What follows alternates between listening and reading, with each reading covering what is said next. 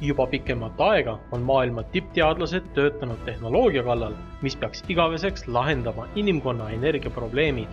See on termotuumareaktor.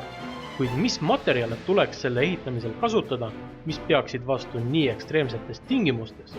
Uurime järele skaneeriva elektronmikroskoobi all.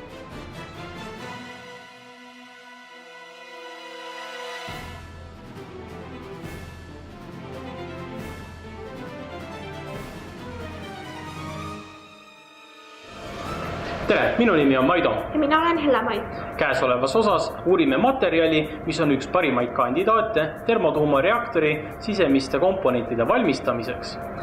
Antud katseobjekti on testitud ka juba tingimustes, mis on üsna sarnased reaalsele olukorrale.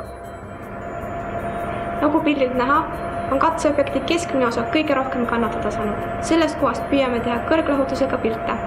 Samuti kasutame energiadispersiivset röntgenmikroanalüüsi, et saada teada, mis materjaliga meil antud juhul tegu on. Aga alustame siis. Tegu on metallist katseobjektiga. Seetõttu saame proovi kergesti puhastada tolmust ja muust mustusest deioniseeritud vee ning orgaaniliste lahustite abil. Käesolevas uuringus kasutame hõbepastat süsinikteibi asemel, et kinnitada proov seenekujulise hoidja külge. Tänu sellele on võimalik saada parema lahutusega pilte, kuna katseobjekt on kindlalt paigal. Antud proov on liiga suur, et kasutada õhulüüsi. Seetõttu viiakse ta mikroskoobi proovikambrisse peaukse kaudu. Nüüd, kui proovikambris on vaakum vastavate vaakumpumpade abil taastatud, saame alustada uuringutega. Niisiis, kuidas me määrame materjalide elemendilist koostist? Esmalt tuleb leida analüüsiks sobiv koht. Näiteks see tundub olevat sobilik, kuna pinnal ei ole näha mustust, mis võiks mõjutada mõõtmisi.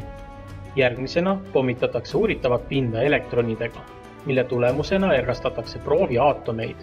Ergastatud aatomite relakseerumisel eraldub energia karakteristliku röntgenkiirgusena, mis kannab informatsiooni aatomite kohta.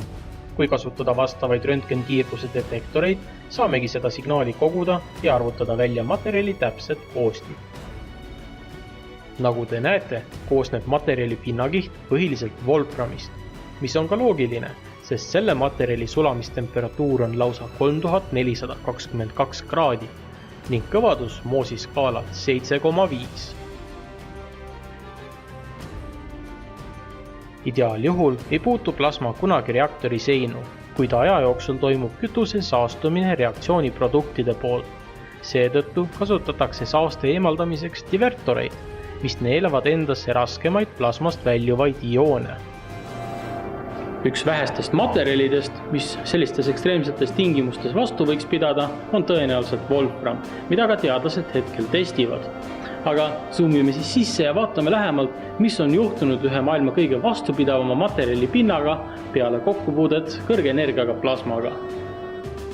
Nagu näha skaneeriva elektronmikroskoobi pildilt, on pind kaetud omapäraste nanostruktuuridega. Uurime spetsialisti käest järele, millega meil täpsemalt tegu on.